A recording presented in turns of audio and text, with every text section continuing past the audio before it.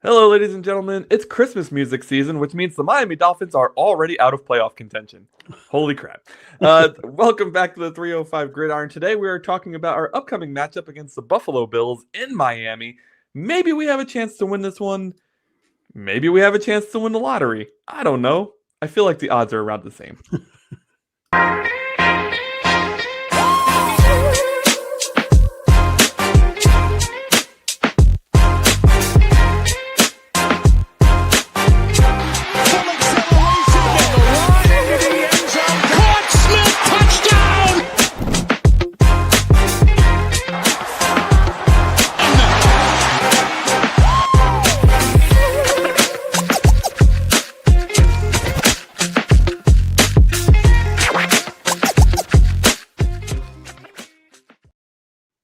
Hello, Fins fans. Welcome back to the 305 Gridiron.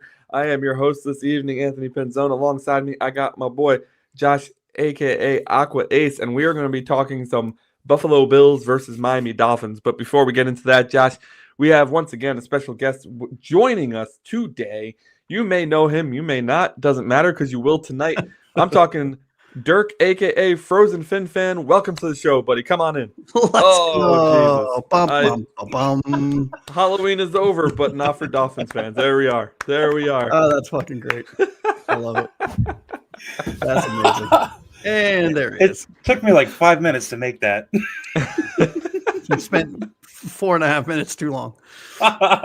That's great. Welcome to the show, buddy. Thank you. Good to be here, guys. All right, guys. So we're 2-7. I don't know what our record is anymore. I think we're 2-7. We beat the Jets, who are the worst team in the league, and we crushed the Falcons, who then almost beat the Patriots the following week. Yep. I have no idea what the NFL is anymore. But all I know is that last week we got crushed by the Ravens in primetime because that's how we do. And this week we get to face the Bills, thankfully not in primetime. But we are home, and we do play the Bills semi-well occasionally. Don't do that to us, Anthony. Don't you dare. So today we're going to talk about whether or not we could possibly win this game. First, though, we need to talk X factors, bold predictions, and final scores. As always, this is a preview show, so we need to get your X factors, bold predictions, and final scores in the chat so we can talk about them later on the show. And if you don't want to put them in the chat yet and you want to wait, just start thinking about it. Yes. All right? Start processing, using a little brain power. Your X factor is somebody who's going to have a significant impact on this game. Your bold prediction is something that is unlikely to happen, but still could happen. Make it bold. Make it bold. Make it bold. Very bold. And then your final score, of course, is the final. I shouldn't have to explain that to you, but it's the final score of the game. So while you're doing that, we're actually going to talk a little bit about the trade deadline before we dive into our top 10 storylines for the Bills at Dolphins in Week 10. Boys, the trade deadline came and went on Tuesday, November 4th at 4 p.m. We were expected to be major sellers in this bad boy. Unfortunately, we only sold one piece of the farm. And it was a cow that was virtually dead already. So we traded Jaelan Phillips off to the Eagles for a third-round pick. Incredible value. I really thought, like, when that trade was announced, I believe, on Monday. And I thought, okay, this is a sign of things to come. Like, Champ Kelly is about to cook, right? He's in the kitchen. He's working on shit. He's about to trade off all these guys who are on one-year deals, and we're going to have a bunch of draft picks for next year. And in fact, what happened is the Jets did that, and we didn't do shit. So, Dirk, where are we at, man? I don't know. I like I said, when we saw Jaelan Phillips was traded, I was excited initially. A little sad because I do love Jaelan Phillips, but I understood, right? Like, I got it. You know, he's not the same player he was. He's having a hard time finishing this year. Everybody knows the stigma with Jaelan Phillips and the injury history and all of that. So when he was traded, I was like, okay, it's exciting because things are changing, right? Here comes the ball is rolling, things are going, and then, like you guys said, absolutely nothing. And I don't think it was from a lack of Champ Kelly trying to do something. I think it was just that he could not get the deals that he wanted to get done. Like I said, I wish there was more that would have been done to kind of get a few more draft picks or a couple at least. But We did get an extra third. I did not think that we were going to get a third for Jaelan Phillips. So I felt like that was a good trade. Don't really care about the money that we took off the top. That's whatever when you're thinking about getting draft picks. But now we're stuck pretty much with what we have as far as trade bait goes. Yeah, the craziest thing is like, why are we overvaluing players on a lost season? We're 2-7. Just take what you can get for these guys. I don't know, Josh. What do you think? Yeah, I think you have to be careful, right? And that's that you got to find the razor's edge, and that's something that I thought Chris Grier did horribly at, because what you don't want to do is obviously overvalue your players, because a lot of these players aren't good in the scheme of the NFL, but we do have some quality talent on this team. They may not be playing like it, or they don't have the supporting staff around their supporting cast around them to shine like the players that they are. But also you don't want to sell for just anything, right? Because at that point you're doing your team a disservice, or you're doing, in this case, the next regime a disservice by selling Waddle for a 4 and Jordan Brooks for a 7, and I'm making the shit up. Or Sealer for a 5. I mean, those don't make sense, because where the team is as a whole isn't playing well. I think a lot of things are contributing to that outside of the talent of a player, like Waddle, for example. Waddle, I know you and I have this comical debate between the two of us. Is Waddle a 1? Is he a 1A? Is he a 1B? Is he really a solid 2? I happen to think Waddle is a 1. I don't think he's a top 5 wide receiver, but he is a number 1 wide receiver on 75% of the NFL teams, in my opinion. Sealer, I think when he's on, he's on. When he's off, he's off. You have other players like Bradley Chubb. You're not getting a 1 for Chubb. You're not getting a 2 for Chubb. You're not getting a 3 for Chubb. Could you have gotten a 4? Maybe. But if that's what the value is that you set on your player, and that doesn't come in, but like a 6 comes in, I'm keeping the player, because at a certain point you have to have resources to still put a product on the field, and you have to have resources for the next regime to come in and let them identify who is, in their vision, the foundational players that are on the squad versus the players that can go. And we talked about it in our chat between the three of us and a couple of our friends, that this team is in cap hell for the next 2 years. There's nothing we can do about it. We are in a full teardown. We are not going to be a good team for at least 1 more year, probably closer to 2. So, okay, let the guys come in, let them analyze the roster, let them make their cuts, let them make their re-signings, like Minkah Fitzpatrick, for example. If we got an offer for a 3 for Minkah, I would have said goodbye. But if we were only getting 5s for Minkah, let your new GM and your new head coach and your new everything come in and see him and say, okay, is this a foundational player for us? Do we re-sign him, or do we let him walk? And if that's the case, if they want to re-sign him, fine, fuck it, re-sign him. If they want to let him go, see you later. It was nice knowing you, because we're going to be bad either way. Yeah, I do appreciate you guys still giving this regime the benefit of the doubt, despite everything that they've done to us as fans. But it's so funny to me to just consistently. I loved reading. I always love reading stories about how bad one of our competitors is. Like when the Patriots were bad under Mayo, and then there's a whole bunch of stories coming out about how dysfunctional they are and blah blah. I love it. I'll eat that up, right? Mm-hmm. And the Jets always. And now the stories are lots of articles coming out about how teams weren't quite sure what the Dolphins were trying to do during this trade deadline, and that means teams were having conversations with Miami and weren't really getting a clear message as to whether or not they were trying to sell or not trying to sell, which is a confusing state to be in and a frustrating state to be in as a fan, because it just further personifies how dysfunctional the organization's been for a while now. And it's just like, if you can't, as the owner, paint a clear picture for where you want the team to be and where you want it to go, then how do you expect the people who are working for you to do the same, right? And we obviously don't work in this organization, so we don't know what the message is on a regular basis. But if the message is muddied in any way, shape, or form, I think I don't care about any player moves. I want that to be the first thing that gets fixed. Paint a clear picture for what success looks like for this team.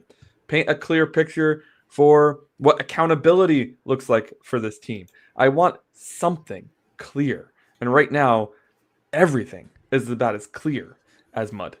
And that's an unfortunate place to be. Yeah, I think it'll be hard to. I mean, I don't know about you, Dirk. Maybe you agree, maybe disagree. But I think it's going to be hard to get a finalized, clear picture until the GM position is settled, the head coach position is settled, because those are the two, in my opinion, at least, those are the two kind of key cogs that drive decisions for both roster construction, scheme versatility, what the scheme's going to look like. Are they running, what are we doing on offense? What are we doing on defense? What kind of players do we need to do those things, and so on and so forth. So, I give a little bit of grace, because right now it's, let's hang on for dear life with the tip of our fingertips before we fall off the cliff, because we have no GM. Our head coach is ass. Our quarterback is ass.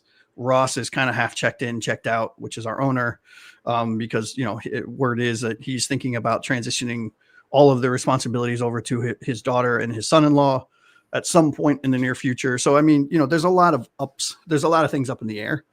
And it's hard to go into kind of this.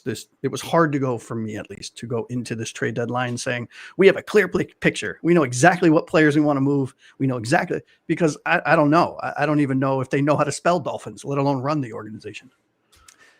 I think that's far more granular than I was even thinking too. Yeah.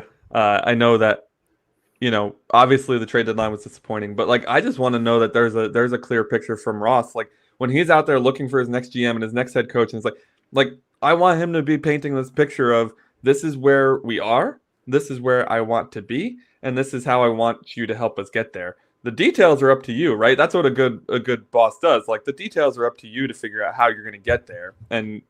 But like, here's where you need to be in X amount of time, or whatever standards you want to set. Dirk, any thoughts on that before we move to our top 10? Not really. I mean, you guys pretty much said it. Yeah, like Josh said, I kind of had a little bit more grace with this trade deadline. I mean, all this happened, 6 days before the trade deadline ended, and that's not a lot of time to make a bunch of splash moves and dump off a bunch of players. But I was hoping for maybe a couple more moves, and we all had the same players in mind. Everybody kind of thought the same thing, and apparently, like you said, Anthony, they did try, but unclear picture, and probably some hemming and hawing a little bit there, and just wound up not working out. And it's not to say that this is a failure and already it's the same old Dolphins. I don't really see that, because we're missing a big part of same old Dolphins. and with that big part being gone, I'm allowing myself to give a little more leeway to the hope side of this. Not hopium, but real, genuine, deserved hope. And the fact that maybe this is just going to take a little bit of time to do it right. I'm not going to, jump ship just after 6 days of a new GM. I'm feeling a little more patient, I guess. Yeah, and we said it on the show, Anthony. I mean, you and I both agree on this. We're in roster evaluation mode. We are far and away past the, oh my God, hey, maybe we can turn this ship around. This ship has crashed. It's the Titanic. We have one side up and one side under the ocean. We are just bad, right? And we can either sit here and be pissy about it, which we already have. We got that out of our system, but we're at a point now where let's go into every single game, looking at the roster, watching the coaches, watching how things are how are the players responding to all of the noise in the media, because we all know they watch both, Frozen Fins fan show, Dirk's show, and our show on a regular basis. So, they hear it. All of the coaches and all the players. And it's just a matter of now I'm sitting back and I'm watching and seeing, okay, who do I think, for whatever the fuck it's worth, are foundational players, who's taking it seriously, who's just collecting a paycheck and kind of has phoned it in. What young players are worth keeping around versus cutting bait.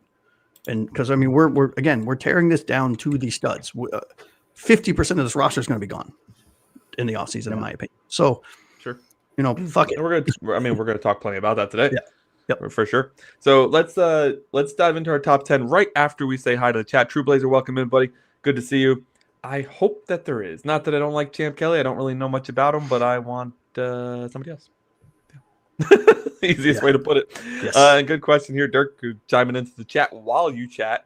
What do you guys think about the trade deadline and the lack of moves from Miami? What do you think about the upcoming game against the Bills? Because we're about to dive into it right now. Top 10 storylines. Buffalo Bills at Miami Dolphins in Miami. Home field advantage means absolute shit.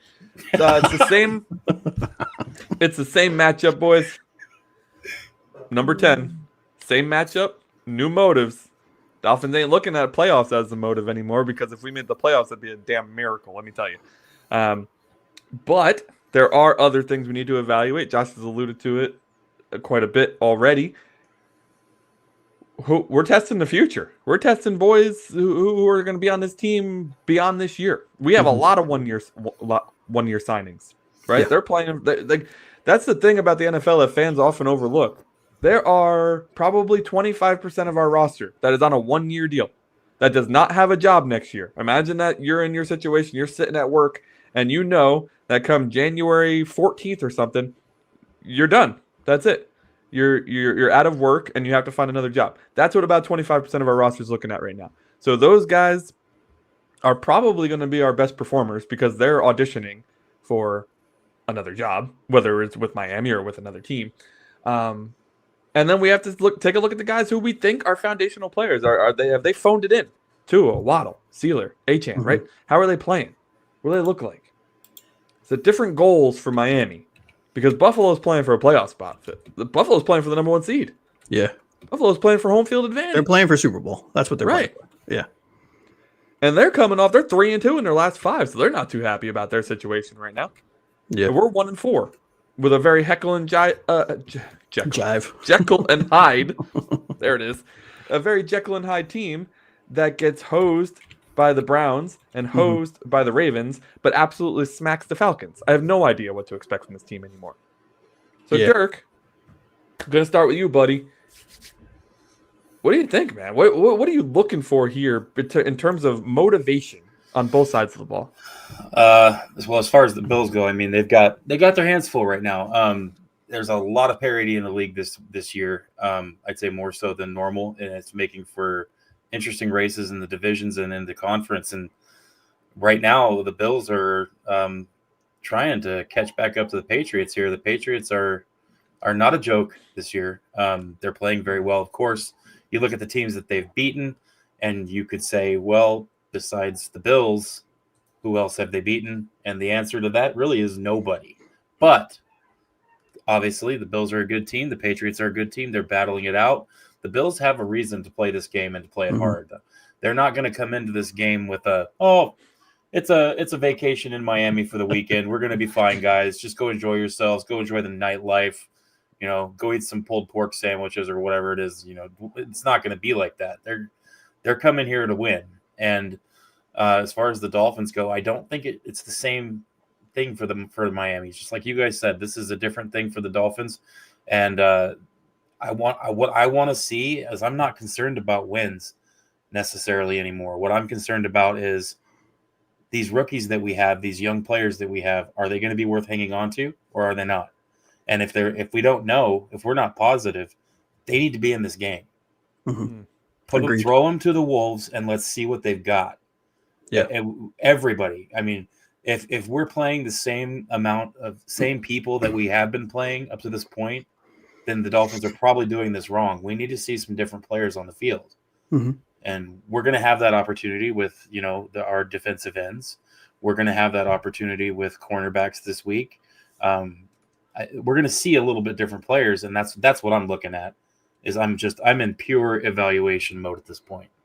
Yeah, and so am I. I mean, I think if you're a Miami fan, that's the only mode you have to be in. That's what you should be in, right? Because if you sit here and you think, oh, wait, we played Buffalo okay the first time we played them this year, we have a chance. You're delusional because Buffalo is a phenomenal football team. That is, and I can't taste like vinegar to even say this out loud, but that is the type of team that we are trying to emulate, right? Trying to build it correctly. Find your quarterback, build around your quarterback, build a young team, make a few big trades, get a head coach in there that knows what the hell he's doing, get a defensive coordinator in there that knows what the hell he's doing, get a GM in there that knows what he's doing, and build this thing up from the foundation, as opposed to what Chris Grier did with Miami, which was let's go buy a shitload of Ferraris and hope for the best. Where it was fun in 2023 and it worked. That's it, right? That's what you got for all of the effort and all of the trades and all of the draft picks and all of the capital that you surrendered over a 2.5-year period. You got 1 year of we're faster than everybody else, so we're better than everyone else until teams caught up to you. And then there was nothing. So what are we looking at from a motivation? I don't think there needs to be any motivation. I honestly, and this pains me, I'm a Tua guy, or I was a Tua guy for most of his career. I want to see Tua benched. I want to see what Ewers I'm not saying Ewers is the future by any stretch of the imagination, but I want to see what we have in him. Is he a quality backup? Could he be our backup? I want to see more of Ollie Gordon. I love what we've seen from Ollie Gordon so far. I want to save some of Achane for the next phase of this rebuild, because Achane to me is one of the very few foundational pieces that we have on this team. I want to see Waddle. Is he going to step up? Is he going to step up and show Anthony that he is a true number 1 wide receiver, or is he going to prove Josh wrong and show us that he is an average number 2 at best? Sealer, what are you going to do? You are the captain of that front 7, and you have done jack shit all year. Now I gave Sealer some grace because he's playing next to a bunch of rookies, which means he is adjusting pre-snap in the moment with his hand in the dirt, as opposed to focusing on what he's doing and looking at the body language of the players in front of him. However, there is no excuse. You got a massive contract. You had 3 or 4 years of amazing defensive line play, and you haven't done shit this year. So what are you going to do? Are you going to step up and be the leader that we all know you can be, or are you going to fade in the back because you know what, the season's over, I'm going to save my legs and hope for the next round?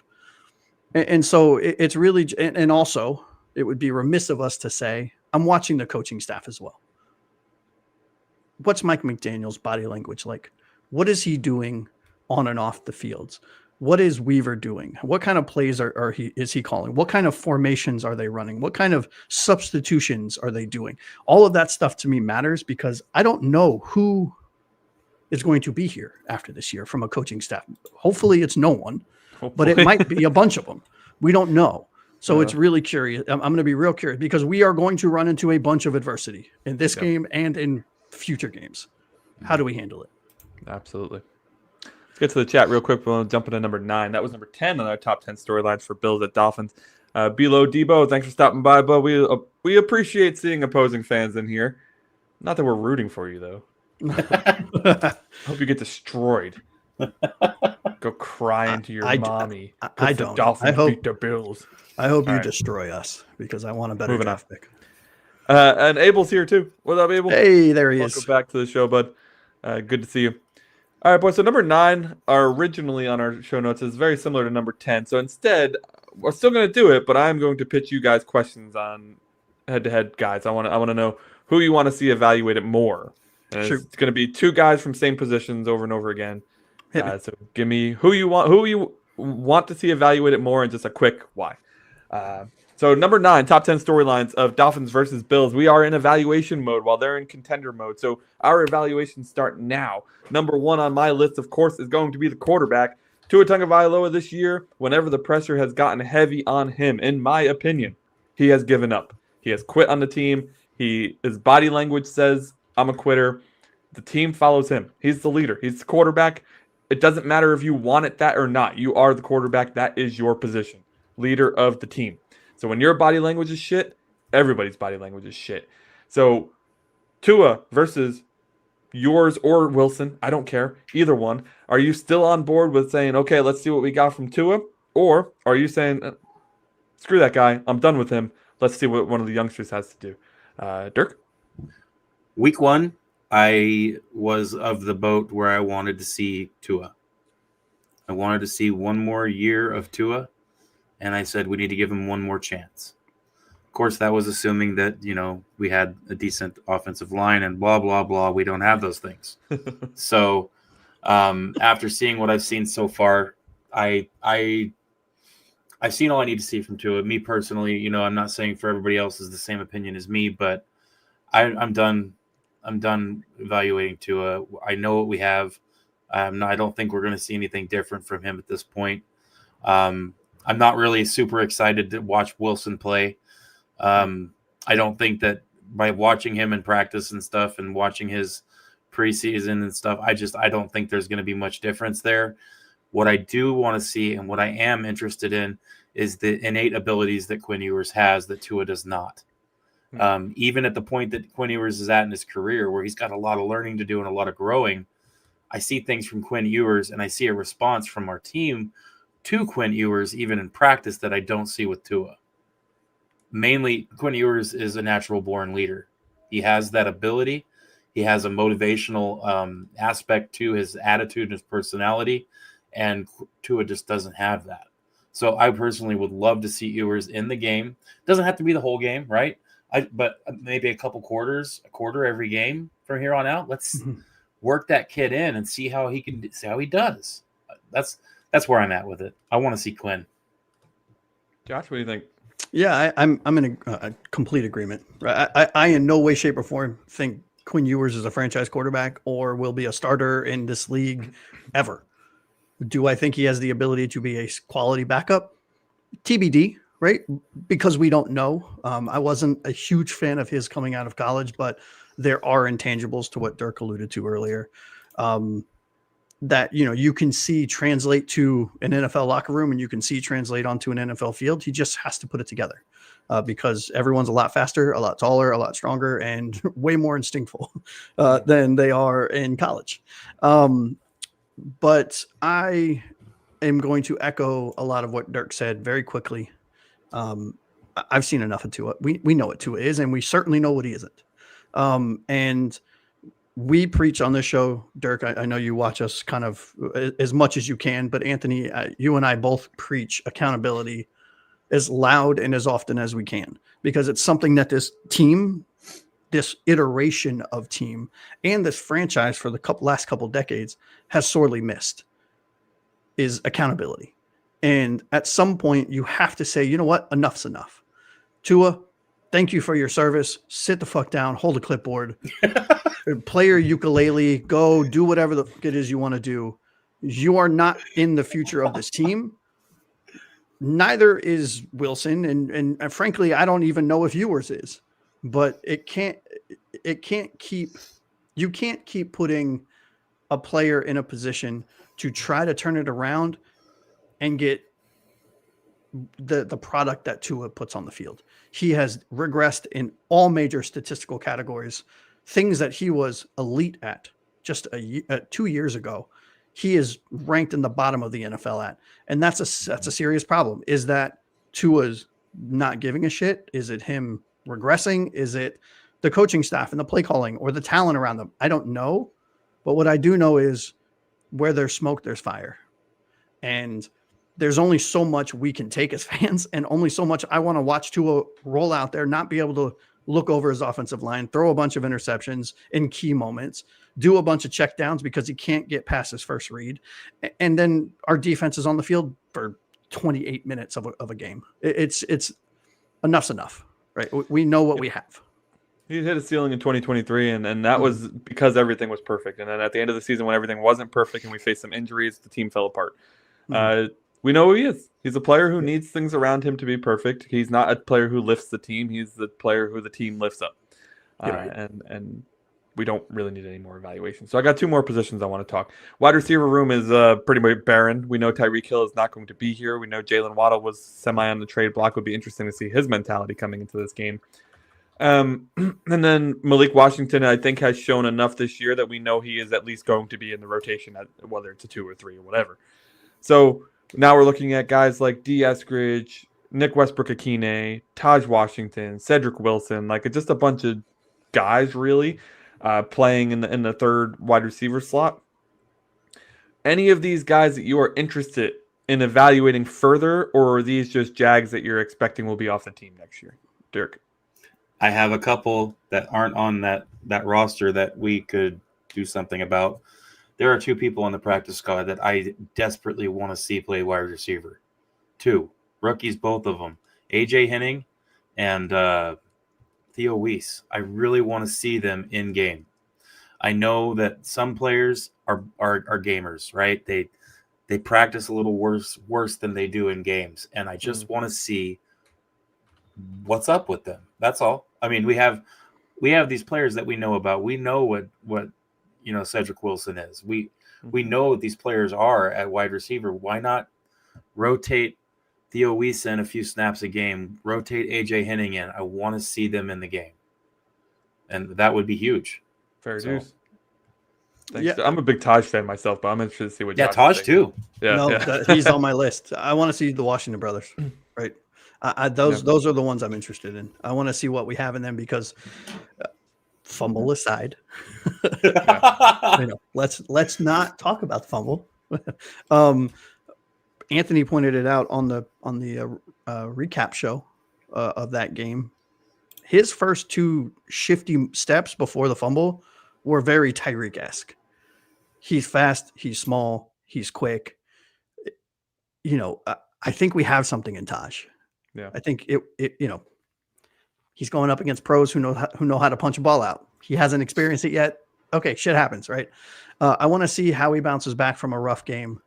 I want to see how Malik Washington continues to evolve both in the return game, on special teams, and as wide receiver too. And I'd honestly like to see, I know this is kind of stupid, but I want to see more of Greg Dulcich. I know that's not a wide receiver per se, but I really like him. I was banging the table for us to sign him in the offseason. We opted to get Darren Waller out of retirement. Okay. Then we opted to sign Greg Dulcich and keep him on the practice squad for 3 weeks. Okay. I think he's a well-rounded middle of the pack tight end, which is better than anything we've had in 5-6 years. Yep. So outside of the one Jonnu Smith here, obviously. So yeah, those are the three names that kind of pop off the plate to me. So we'll see. All right, last one for top 10 storylines. We're doing number 9, where we're evaluating players, and we've talked Tua versus Quinn Ewers. We've talked who's stepping up in the wide receiver room behind Waddle. Now I'm talking who I think I know the answer to this is going to be, so I just expect kind of a quick one on this one, guys. Benito Jones, I love you, bro. Thank you for your service. Let's get some freaking Jordan Phillips and Zeke Biggers in there, please, for the love of God. What say you? Yes, absolutely. That is my answer. Yes, please. Goodness gracious. Why are we playing Benito Jones so much? Doesn't make any sense. All right, he's probably wondering the same thing. He's probably like, Benito's like, man, why can't I just get a sandwich and a break or something? Give me a hot dog. Dude, when I was playing for Detroit, I played like 10 snaps a game. What is happening? Yeah. I would love to just see a bunch of rookies and Sealer. That's what I want to see. Abel agrees with us. He wants to see what Quinn can do as well, because what's the difference? If Tua wins this game, it doesn't make any difference as to evaluation purposes. And Dulcich as well. Julian Hill actually has played some good snaps this year, which is way more than we could say last year. Yeah, he lost the Jillian moniker this year. He did. Let's move to number 8. Number 8 storyline, life after Jaelan Phillips. This will be our first game without Jaelan Phillips, so I expect we'll probably get a sack for reals this time. Josh, what do you think our life after Phillips looks like? I know that we have 3 rotational pass rushers still on the roster, so who do you expect to see the most uptick? Well, if Chop was healthy and not in concussion protocol, he's out for this game. I would say my initial thought would be Chop is going to see a significant bump in playing time, which comes with, in my opinion, a lot of productivity. I think we're going to see a lot of Chubb, which we have all season. He's been our kind of productive edge rusher. But I honestly think we're going to see a lot more penetration up the middle. I know we have a couple guys that are coming in off the practice squad and some depth pieces that are going to get put into kind of more a more solid rotation. Quinn Bell and somebody else. I can't blanking on his name. Judon, but no, it was somebody else.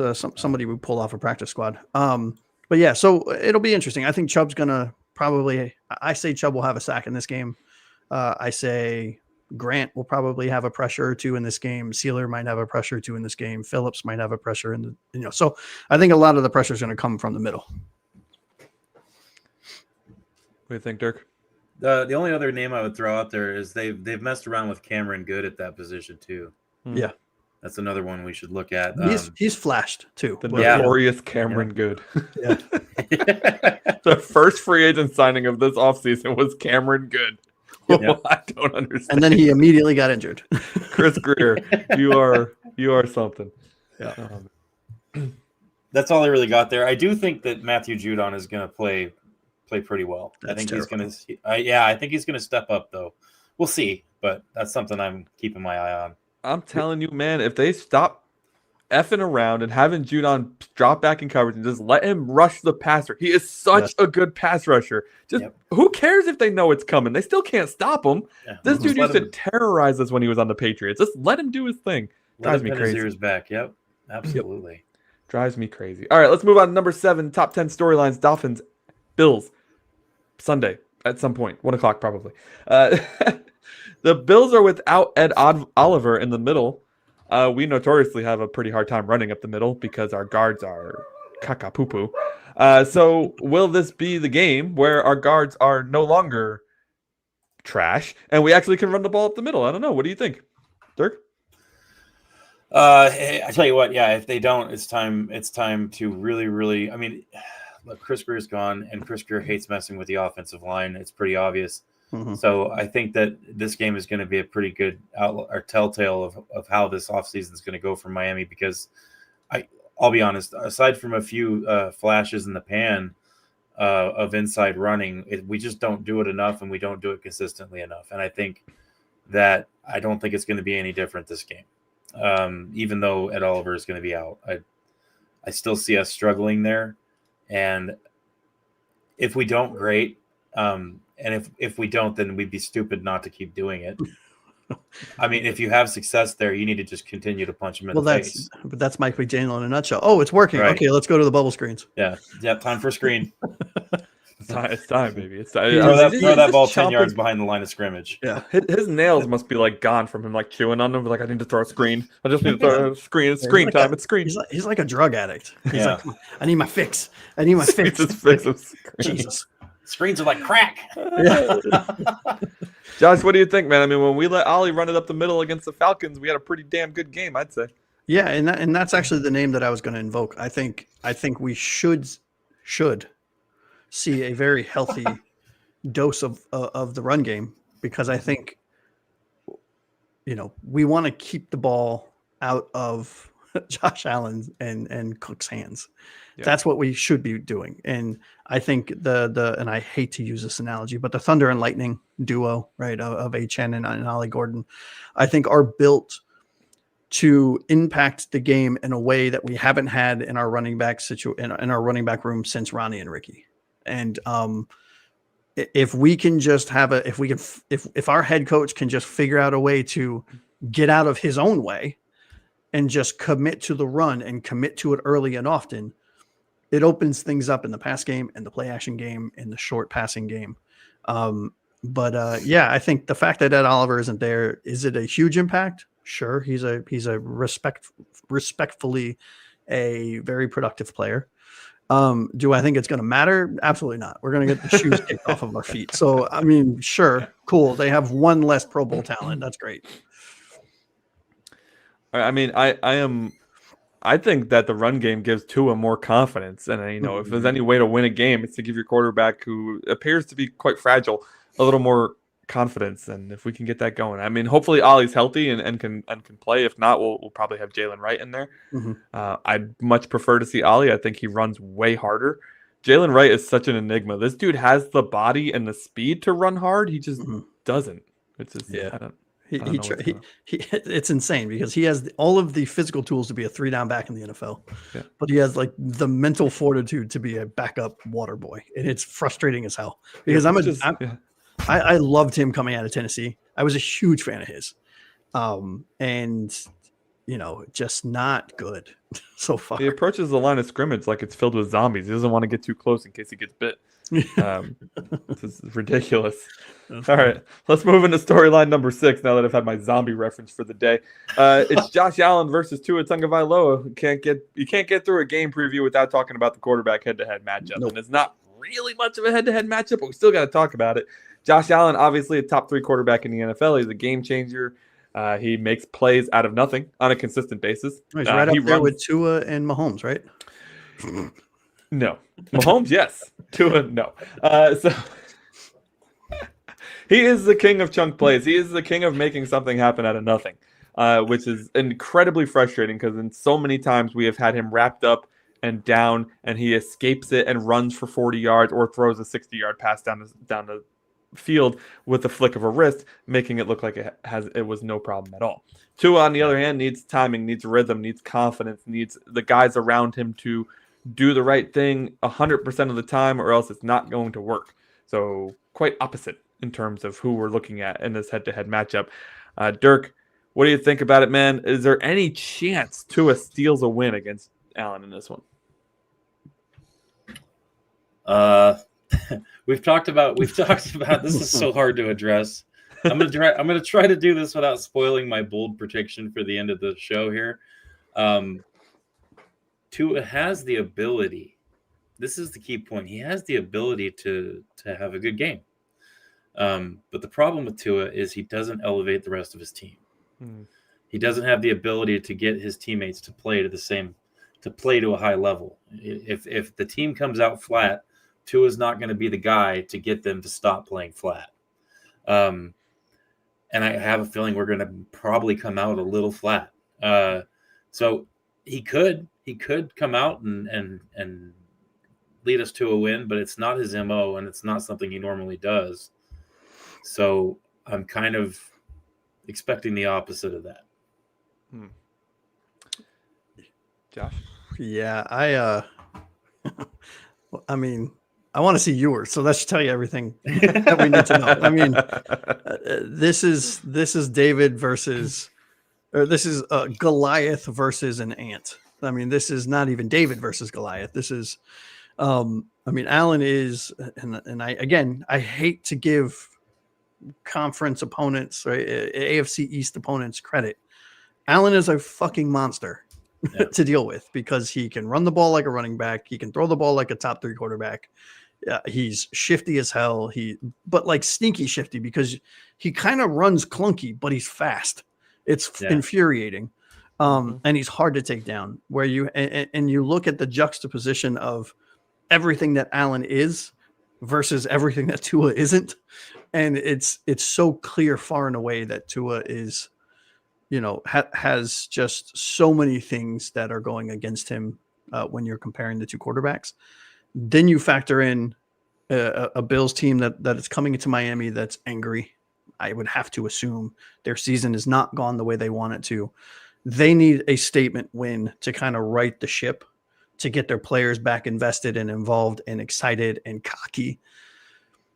And unfortunately, they're playing the local high school team in the Miami Dolphins. And, I don't mean to shit all over the team that I genuinely bleed for. I love the Miami Dolphins, but we're not good in any facet. When we look, when I compare each position room to the Bills, they sweep us across the board. Yeah. And, it's going to be interesting. It's going to be really interesting. I think when you compare the two quarterbacks and you ask, okay, if I was to ask you guys, okay, if Tua is guaranteed starting this game, which I'm assuming he is because nobody listens to us, how does Tua beat Josh Allen? Well, your first instinct is going to say, oh, well, he can't. But if Tua, to your point earlier, Anthony, if we can get the run game going, which gives Tua confidence, and Tua can just start seeing the field a little bit better than he has all season, there's a chance that we can dink and dunk our way down the field, let our running game carry the majority and shoulder the weight of this offense, and Tua just play quality football and don't turn the ball over, which I know is asking a lot this season. I think there is a blueprint that we've seen before where we can keep this close enough. And if our defense can make a play or two in key moments, there's a chance for us to at least keep this close.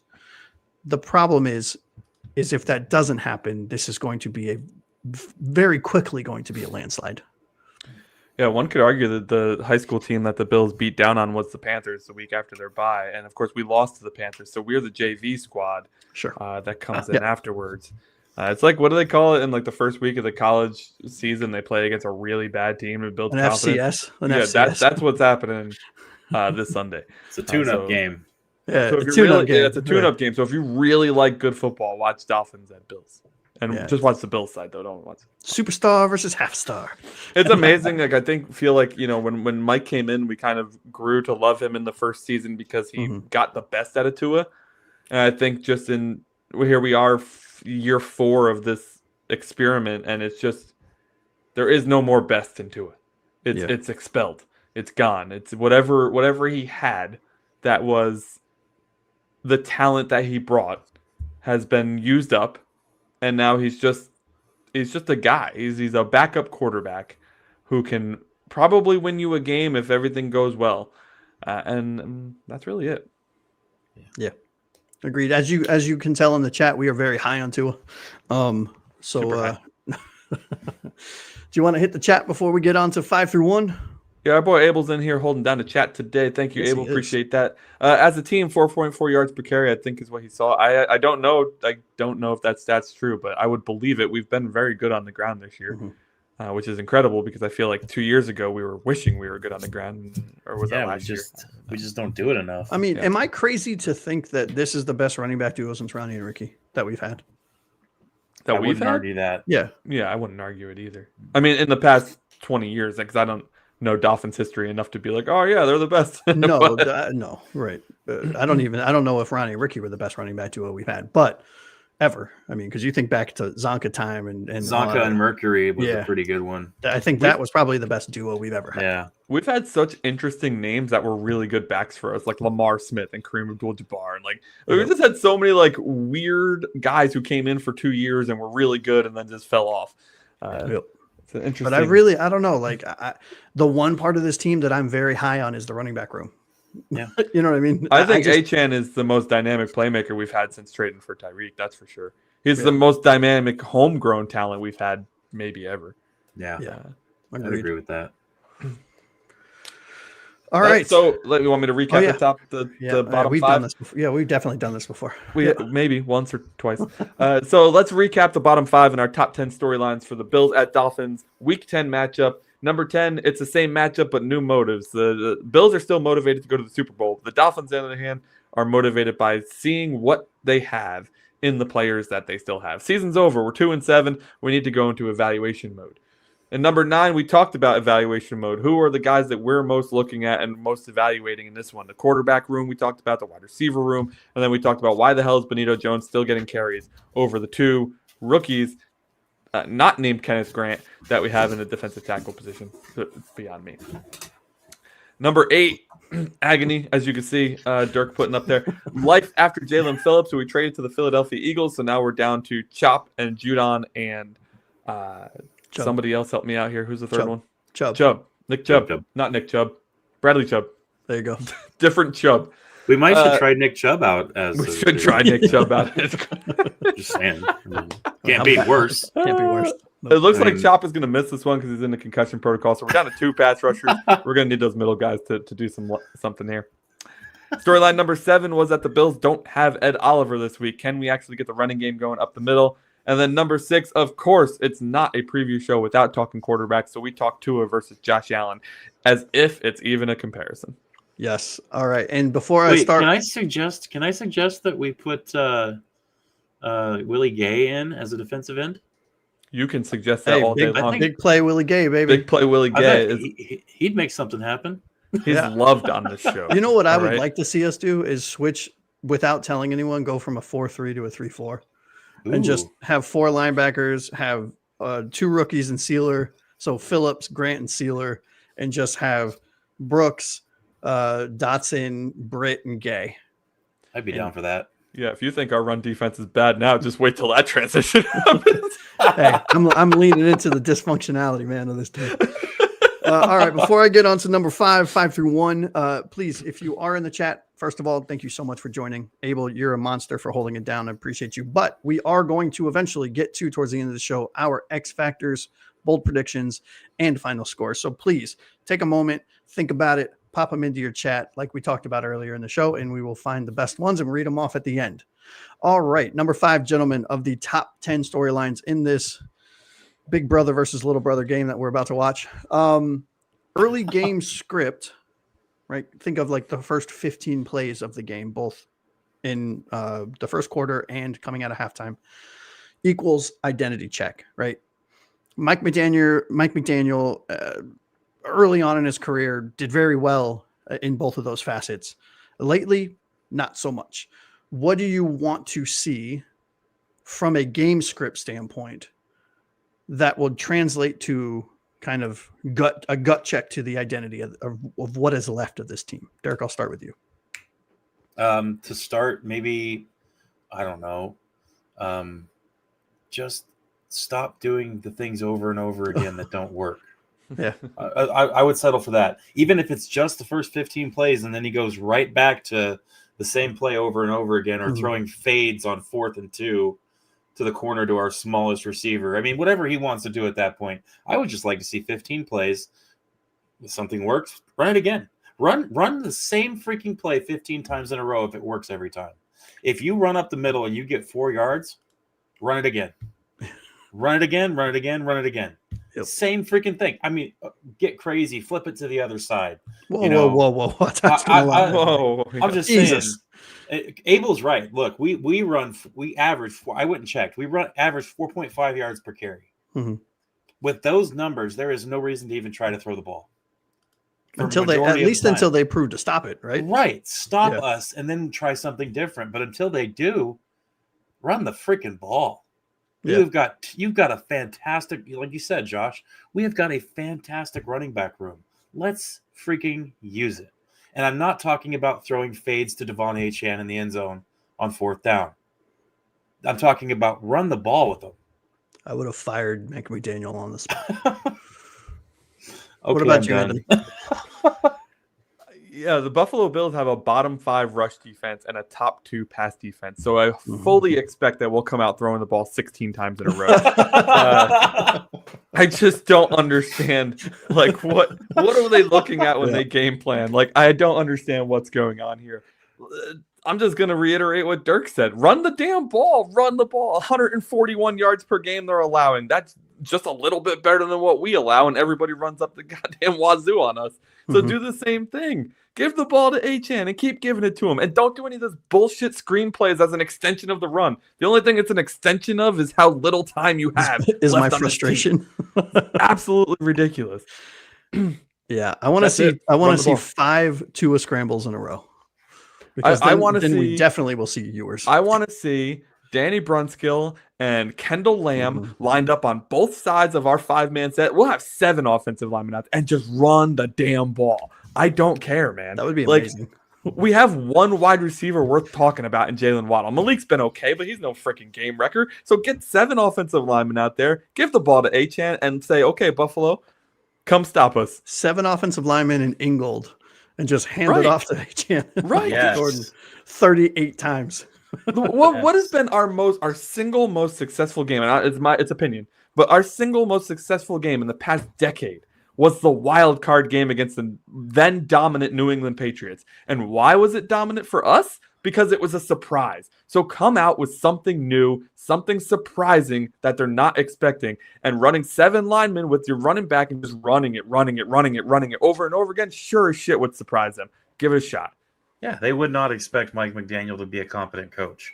So I think that neither do we. Though. That would be a great way to start this out. The Bills and both Frozen Finn's hand in the 305 Gridiron would also be quite puzzled with. Wait a minute. What the fuck is this guy? Who is he? That's his brother. It's his brother Stan McDaniel. There we go.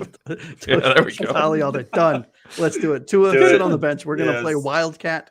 We laugh, but what did the Eagles do the other 2 or 3 weeks ago? They just ran the tush push. They were in they were inside the 10. They ran the tush push over and over and over again until they scored a touchdown. There are no rules in how you have to do things, although you wouldn't know it looking at how Mike McDaniel runs the damn team. Nope. Let me ask you guys a question.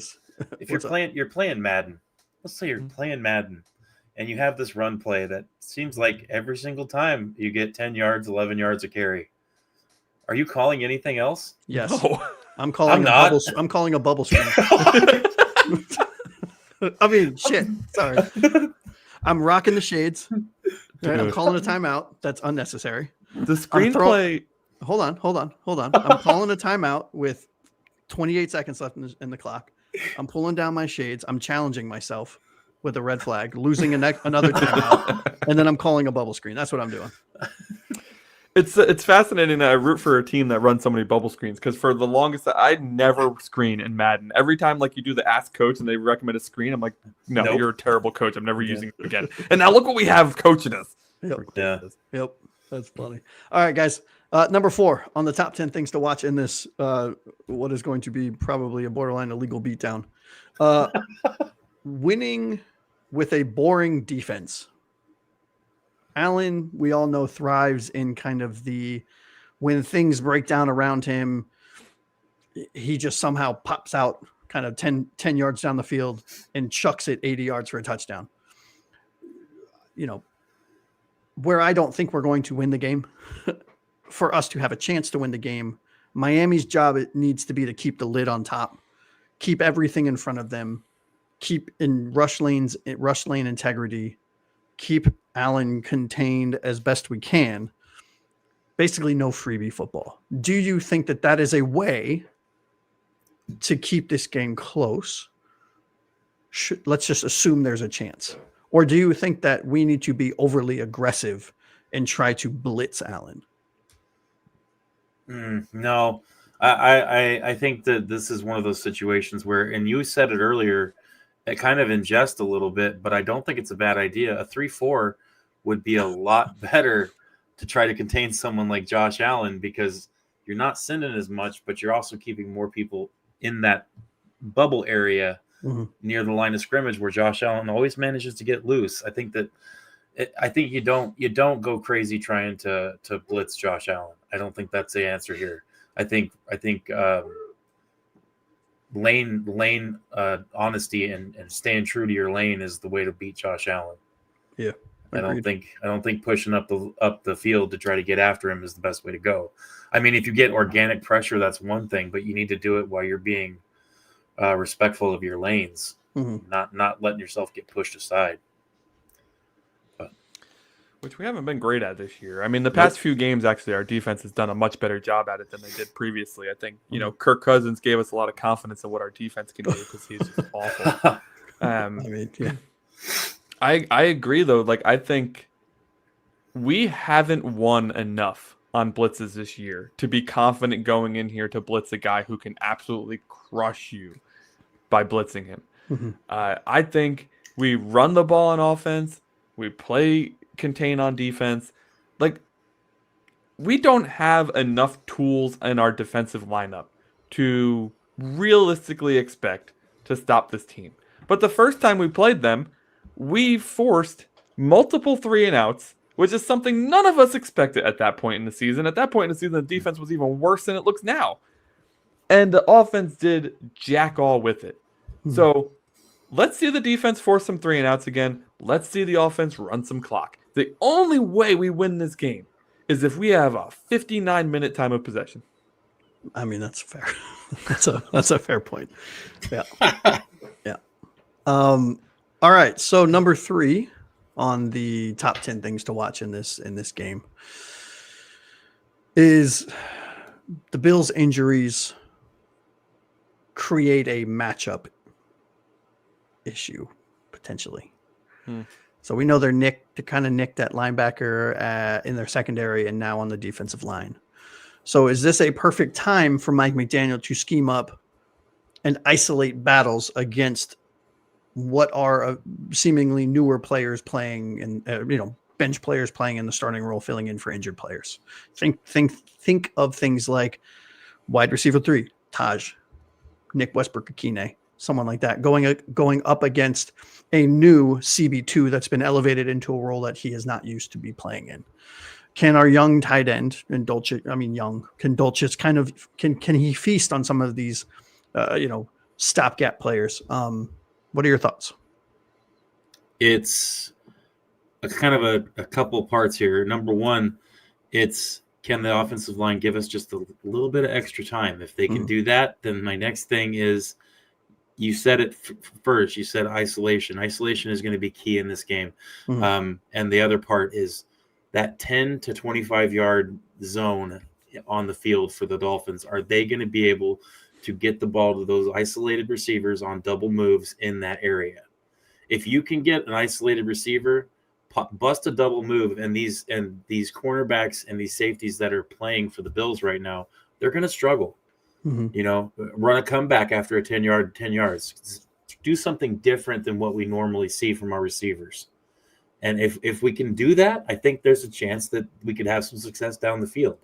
But the problem is what we normally do is we throw 10 yards behind the line of scrimmage or 5 yards behind, and then we expect our receivers to run 27 yards for a 4-yard catch or a 4-yard gain. And that's where the issue is. I'm really starting to believe more and more that that's a Tua problem, man. Just look at what defenses are doing. Defenses are playing zone against us all day long because the quarterback doesn't have any confidence to throw into those zones. So he sees the other color jersey in the just nearby vicinity of where our guys are, and he's not throwing that. The exception was the Falcons game, which I don't know what he was Superman because he was half blind, I guess. I don't know. Just poke him in the eye before every game. I think the Buffalo defense has been a little shaky this year, but in the past 2 games, they played really well. They just beat Mahomes and the Chiefs, so I'm not going to sit here and be like, oh, yeah, they're injured. Let's take advantage. One thing I would try to get is I would try to get Waddle against Max Harrison Jr. I mean, dude's a rookie. He's just had his first game coming off of injury, and he against a guy like Waddle, who is one of the premier route runners, I believe, in this league. I mean, see a true number one. No, not that. See if you can get Waddle versus Harrison in a one-on-one matchup and take advantage of it. Yeah. I like it. I agree. Which we won't. But no, we won't. No, God forbid. God forbid our coach. All right, number 2 on our top 10 things to watch in this Buffalo-Miami game is culture check and evaluations are officially underway. I think we can all agree. The new interim GM is upstairs taking notes for who I assume to be the next kind of GM to usher us into a new era of Miami Dolphins football. I just want to see, what do you guys think? So, do the little things look better? Like, what do you think the interim GM, I'm blanking on his name. What's his name? Champ Kelly. What do you think he is looking for up there? What do you think he's watching? Is he looking for the little things? Is he looking for morale? Is he looking for momentum? Is he looking for individual play? Combination play? Like, what do you think from an evaluation standpoint that the interim GM Kelly is looking for? Number one, I know this is going to sound cheesy, and a little bit like low-hanging fruit, but attitude. I think attitude is huge right now. You've got a team that's relatively beat down. I mean, they say things in press conferences, but that's not what they're actually feeling. This team is beat down right now. Everybody's frustrated. Everybody's upset. I don't know. And I have a weird thought process about the whole Tua's eye injury thing. So I'll just keep that to myself, but I think he got a black eye. Anyway, continuing. You think he got rocked? I think he got punched. I think he got decked. That did not look like pink eye to me. Anyway, I'm sorry. Moving on. No. Let's dive into that a little more. Yeah. That's way more interesting. What are we talking about? I don't know when you saw the thing with Fitzpatrick before that Thursday night game where they drove to work together, looking at his eye and the way it was swollen up before, it did not look like pink eye to me. It didn't look. Wait, you think infection. Like Fitzpatrick punched him in the face? No, I think somebody on the team did. Yeah. I think it happened in the locker room, or somebody threw something at him, like Mike McDaniel's shoe or something. Hold on a second. All right, there's only one player. Screw my second. There's only one player. Point. Anthony, hold on a second. Screw everything I just said for point number 2. Point number 2, and our top 10 things to watch for is who the hell do we think punched Tua in the face? Go. There's only one player. Go for it. I want to hear this. There's only one player who would have done that, and it's freaking D. Eskridge. You know it's D. Eskridge. He's the only player on this team that would have done it. I respect it. Derek, who do you think punched Tua in the face? I honestly don't know, but at this point, I think that this is somebody on defense, personally. I mean, I'm thinking it was somebody on defense. Yeah. I think the defense is really frustrated. Yeah, it is reckless, Kosa. It's just we're just playing around. Or Fitzpatrick, he's like, I fucking left when you were here. I came back and you're still horse shit. Wham. Yeah, we're 2-7. All we have is reckless speculation. Yep. We know, Kosa. We're just playing around. That's amazing. Hey, chat. Put in the I'm chat. Who do you dying. think punched Tua in the face? Brooks. Yep, We got to there it vote goes. for Brooks. There we go. There we go. I'm sorry for starting this, everybody. No, that's amazing. That's absolutely incredible. All right. The final point on our top 10 things to watch before we get to our X factors, bold predictions, and final score predictions. Clear blueprint. Vegas loves Buffalo, rightfully so. Miami's push or path is to really kind of path to victory is to push the tempo, hunker down on defense, make the big dogs go the length of the field every single possession. What do you want to see from a blue point standpoint? Do you want to see more RPOs? Do you want to say fuck the passing? We're going to run the ball 87 times, 6 offensive lineman sets. Do you want us to be aggressive on fourth? We're not putting the ball. We're going for it every fourth down. What do you want to see from a blueprint standpoint that will equal a Miami Dolphins victory? I want to see heavy sets. I want to see heavy offensive line sets. I want to see. I'd love to see some RPO as well. I want to see things where the pocket moves. I want to see that stuff. I think that any of that or any combination of those things is going to do nothing but help us. When we get stagnant and when we run the same typical 3 wide receiver set out of the spread or a pistol or the same stuff, it's just not going to work. We need to do something different. Like you said, it needs to be something that they're not expecting, right? I think running the ball every play would be pretty unexpected. I mean, I didn't even realize this question was coming. I kind of ruined my answer before. I hit the lead too early instead of burying it. I think I want to run the ball. I want to run 7 linemen, and I know the teams don't run 7 linemen, so 6 linemen, heavy sets, whatever you want to call it. I do not.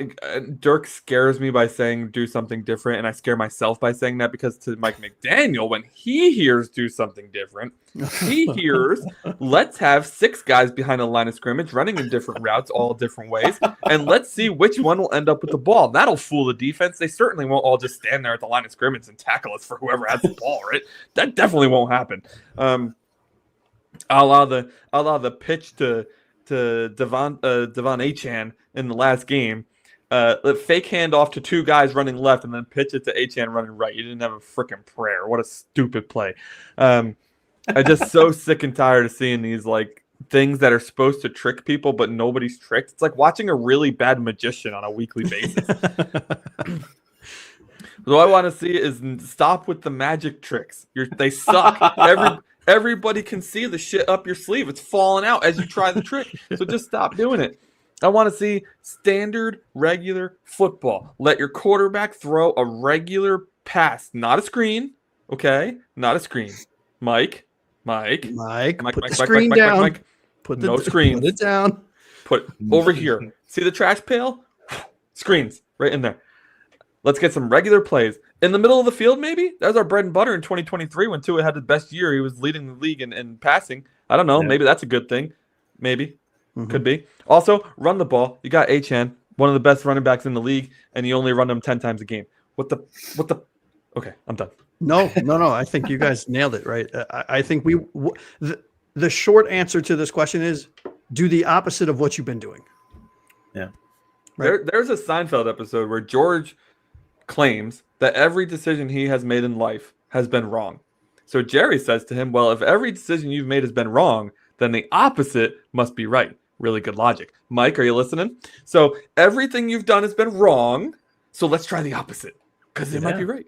And I don't know what it is about Mike McDaniel because it seems like he's incapable of running just a regular offense. And I understand all of the discussions around, well, he's trying to scheme players open because the talent on this team isn't that good. He's using screens as an extension of the run game because he's trying to get his players out into a position where they are running into a pass at full speed as opposed to having to accelerate to full speed. Insert other innuendos about this offense. And at the end of the day, we've said it on the show, Dirk, I've heard you say it a million times. At some point, you have to take your professional athletes, let them just play football. Do your 1/11th, run a fucking route. Offensive line, block a fucking player. Tua, throw a fucking ball. At some point, this has to be fundamentally football. and not over-engineered nonsense, because none of it's working anymore. And what's curious to me is how Mike McDaniel goes into the office every day after 6 weeks of none of this working and says, hey, you know what, guys, they won't see this shit coming. We're going to do the same fucking thing over again. Nobody's going to see it coming. And it's just infuriating, you know. We haven't run a screen to our kicker yet. Let's try that. Well, we're going to try. Well, I mean, a few years ago we did. We had the kicker throw to the punter or vice versa. Oh, yeah. Right? It worked. It worked. It worked. It did. Maybe we need to do that 38 times a game. Listen, every week I'm on here in this preview show, and I go through the schedule for the team that we're about to face, and I go, wow, this team dominated them. We should look at what they did and try to replicate it. And every week we seemingly do the opposite. So I'm going to say it again because it seems to be my weekly thing. The Falcons destroyed Josh Allen. He had 180 yards in that game against the Falcons in the Falcons' victory. Maybe they had something there. Go check it out. See what they did. Maybe we can try to replicate some of it. I don't think know. You're asking too much. Well, what's funny about what you just said, Josh, is that he tries to scheme guys open. Mm-hmm. How are you going to scheme guys open with complexity? That's like saying, hey, we got a bunch of workers here who don't really know how to use the register, so we're going to have them go do quantum physics in the back. Yep. It makes no sense. It doesn't. You can't scheme guys open with complexity. If they're not that good, they're not going to understand your complexity. Yeah. At some point, players need to play football, and you need to just go to Madden if you have to. I don't care. Like, just line up 3 wide receivers, a tight end, some offensive linemen, and a running back and a quarterback, and say, you know what? You're going to run a post, you're going to run an in, and you're going to run a dig. We beat up on Mike a lot tonight, but I want to say that I truly believe he did that on Thursday, and his team failed him, and he was so pissed. I have never seen that man pissed. And on the sideline, he was visibly like, what the F do I have to do here? I am literally handing you guys the play on a silver platter, and you can't even get it done. I think on Thursday he did try to simplify it, and they still didn't get it done, and that's why he was so frustrated. And that's, you know what? And if that's what happens, cool. I'm good with it, right? I mean, I'm not good with it, obviously, but if Mike calls it a good game plan and the players fail him, then Mike gets a pass. No, because you got to put in the other players. He doesn't switch them out. The problem is we don't have other players. Well, that's true. That's a truest statement. We don't have any. I mean, you know, let's put in. I mean, never mind. All right, we're done. We're done with the top 10. Let's get to the actual fun stuff that we're going to talk about. The X Factors. This has been a blast. I don't know what you're talking about. Let me recap the top 5, guys. Number 5. What's the early game script going to look like for Mike McDaniel? Is the Bills' run defense is terrible, so I fully expect us to pass a lot. Number 4, we have to win boring on defense. Play a basic defense. Contain. Why are we blitzing? This is not a quarterback you blitz. That's a big mistake. It's like blitzing Aaron Rodgers. It never works out for you. Number 3, the Bills' injuries may create some matchup issues, and they have a rookie corner coming back from injury. That could be a guy to try to pinpoint, try to target. We'll see what happens there. Number 2 is a big one, culture check, man. We need to check these guys for who's still playing, who's not playing, who's got their head up their own ass. A lot of culture watching going to be in this one. And then number 1, big dogs, clear blueprint. What is the blueprint for beating such a team that is a 9.5-point favorite when they're coming into your house? Jesus. Insane. So that's our top 10 storylines for the Bills at the Dolphins. One more thing I want to say is, when you're a winning team, do you just go into other people's chats and say, go my team? Is that a thing? I've never been part of a winning team, so I don't know. No, I don't know, but hey, I appreciate, Trick Taylor for joining us. I can't wait to someday do this myself. Yep. Please come back and hang out. I mean, you can laugh at all of our misery if you want. I'll say this: I've got a few Bills fans and Jets fans on my channel, and they've been pretty respectful. They give their "Go Bills, Go Jets" thing, but they've been pretty cool. Not as cool as this, though. I'm not going to say it. I mean, if you know, you know, right? If you know, you know. Oh, man. Funny. I will say one of my really, really good friends, Snickle Fritz, is a massive Bills fan. My brother is a Patriots fan, so I'm getting it from both sides. Listen, they're both in the shitter with me because they won't trade me in Dynasty, so F them both. Have you tried to initiate trades? I have with both. Your brother just said, I need a few weeks. Bro, a few weeks to make a trade? Yes or no? That's obviously a no. Let's move on to X Factor's bold predictions and our final scores. We asked you at the beginning of the show and the middle of the show because Josh is on point. He's getting good at this hosting thing. Nailed it. He's going to take over from me soon.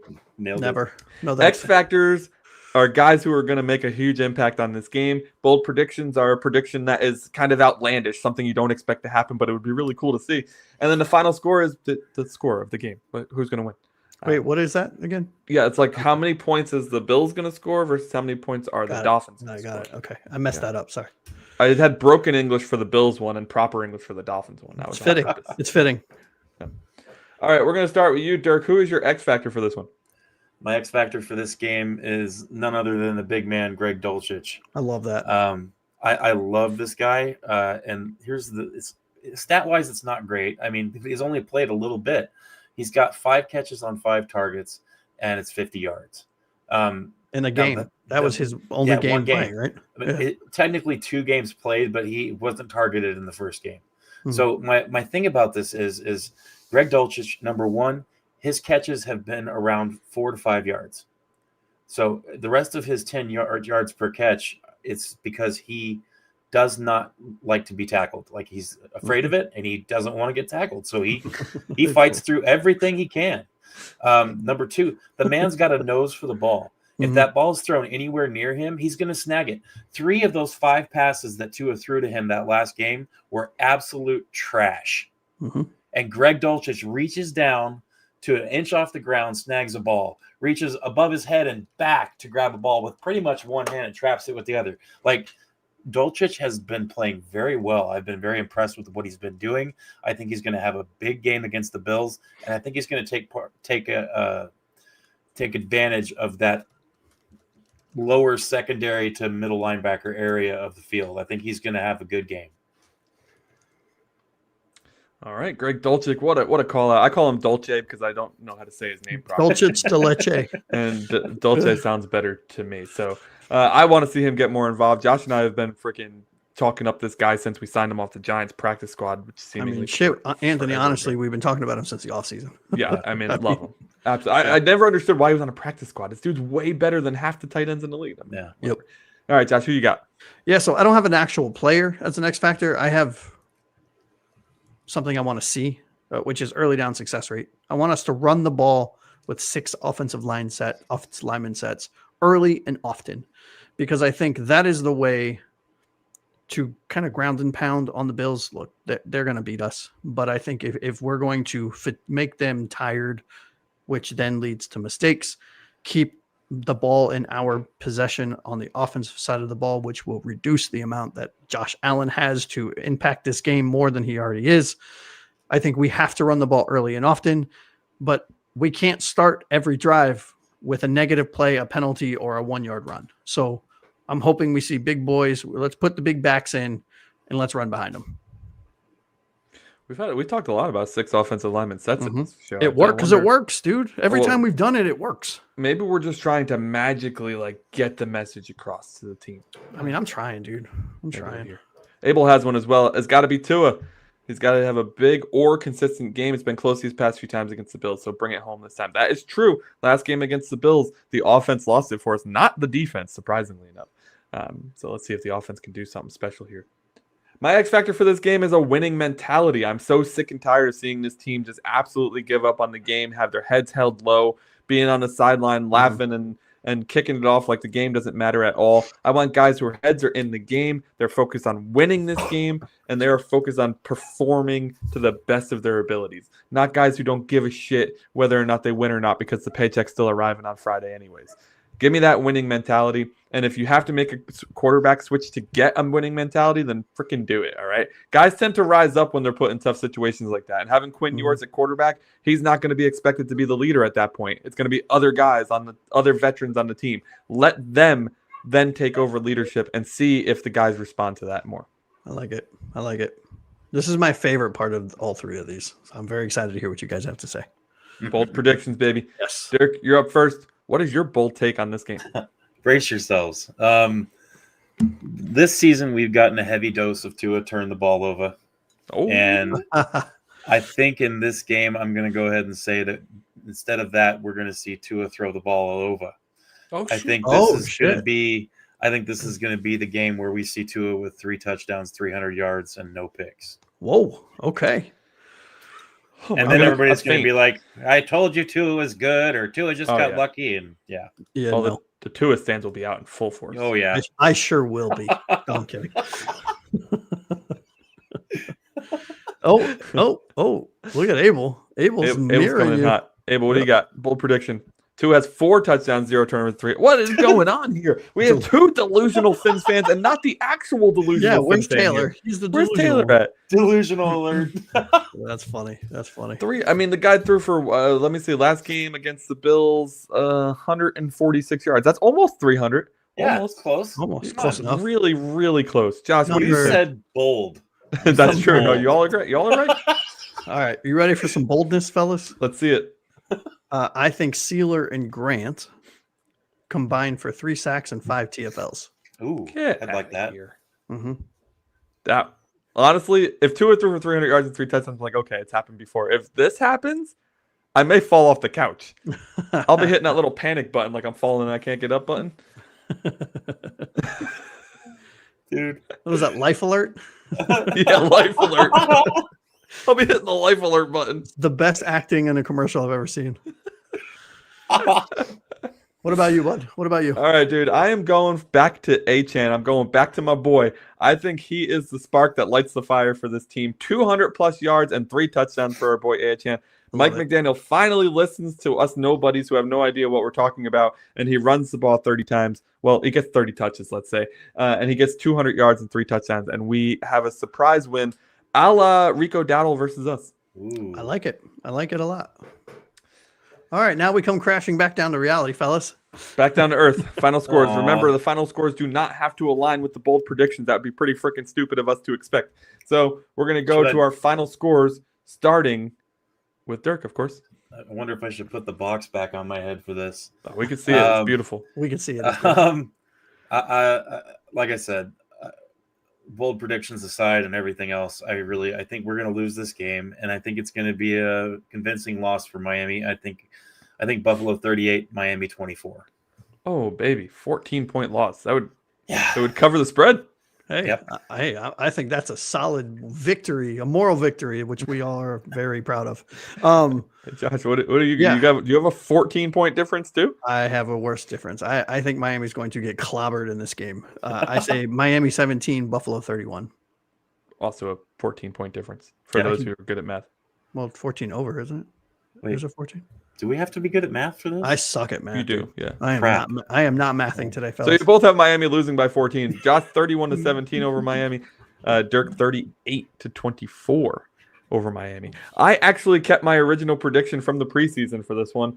In the preseason, I saw Miami losing this game 27-24. For some reason, I believe that we are going to play semi-decent, and I think we lose this one in devastating fashion, by the way, because that's usually the way it happens. We're up 24-21 with 1 minute left in the game, and Buffalo scores to run out the clock and beat us 27-24. Oh, Abel is man. on some good shit, man. Abel, it's puff puff pass, brother. Oh He's- man. He says the Oh. Bills winning 31-14. Oh, I misread that. I thought he meant He thought it was the Dolphins. Never mind. It says Fins down. Sorry. I Sorry. was really the one doing the puff puff. Yeah, sorry. It's been a Oh long day. man. Puff the Magic Dragon above me over here. All right, boys. This has been a fantastic show. Thank you so much for joining us today, Dirk, aka Frozen Fin Fan. If you are not already subscribed to him, then I don't know what the hell you're doing here. Go to his channel and subscribe to his show. It's Very much so. fantastic. He has every week. He has the fans get to call in and have your 2 cents, which is amazing because I love hearing fans rant. There's nothing better. It's amazing. I've joined a couple of them, and it is a blast. It's There awesome. needs to be therapy sessions. It's just For sure. Also, by the way, I want to thank you all. To a huge shout out to the fans here, because on Monday we were asking you to help us get to 75 subscribers, which was our goal to hit by November 11th. It is now just 2 days later. We had a show Monday. It's now Wednesday, and we're at 80 subscribers. You all have absolutely surprised us and shocked us in the most amazing way. So thank you so much for your subscription. Hopefully we live up to the hype and you enjoy the content that we're putting out on a daily basis at this point, which is extremely hard to do. Yeah, it's incredible. But we're seriously. trying. We're trying. Yeah, seriously, you guys are absolutely incredible. I cannot reiterate what you just said, Anthony, enough. The fans, our regular viewers, the ones that chime in after on the when they're going in and watching them after the fact, you guys are absolutely incredible. Oh, One more Cosa. prediction, by the way. Yeah. Kosa says the Bills lost to Atlanta. The Dolphins crushed the Falcons. So Miami wins this 35-31. Okay. Kosa, I like your thought process here. I like it. I mean, we found the one that was 35 points. We found the one that was smoking. There he is. He is. He's right there. There he is. This guy. Of course, a huge shout out to Eval and Kosa. You guys holding down the chat tonight. Really appreciate you popping in here. And one final shout out for our boy Frozen Fin Fan over here now. Hey. Thank you once again, Dirk, for joining the show. We will be chatting it up this Sunday, I am sure, as our Dolphins look to get back in the win column against the Buffalo Bills. But for tonight, that's all. If you haven't liked and subscribed to the show, please do. We really appreciate all of you. It's absolutely free, by the way, no charge. Promise. Yes, and let's quickly what's our next goal, Anthony? We just talked about it. What is the next goal? Is 150 subscribers. I don't have the date for which we're targeting. Okay, 6 months, so 3 months from now. For 3 months from now, we're looking to have 150 subscribers. So I can go ahead and announce that if we hit our goal in 3 months, we're at 100 and whatever Anthony just said. We will be picking a commenter on at random live on the show. I will reach out to you and we will be sending you some Dolphins gear and some show gear, some stickers and maybe a jersey or a t-shirt or a hoodie. I don't know. It hasn't been decided yet, but that will be on the way. Should we meet our stretch goal? By the way, I wanted to throw this out there. Everybody out here is watching this, or if you watch it later, Josh absolutely loves Ted Ginn Jr. So if you guys could just make sure to send him some gear for Ted Ginn Jr. I quit. Yeah, we'll post the address in the comments or in the description. If you have Ted Ginn Jr. gear or an autograph or maybe a picture with him, that would be the best, really. We'll send it to Josh and he'll be super thankful. It'd be the best Christmas gift you could get. I say this with as much love as possible, but you guys can cordially go fuck yourselves. Love you too, buddy. Love you too. I said cordially. Right. Our next show, by the way, is on Monday. We're going to react to the Dolphins Bills. It may be a good show. It probably will not be. Maybe we'll talk off season instead. I don't know. We have 2 more games until our bye. We play the Bills this week against in Miami, and then we face the Washington Commanders in Spain, which will be an interesting one to watch. So until then, though, that's it for us tonight. It's been a long night, but a fantastic night. Thank you all so much for joining us. Until next time, this has been the 305 Gridiron. I'm Anthony. That's Josh. That's Dirk over this way. Yeah. Thank you so much for watching. Have a fantastic night, everybody. And fins up, baby.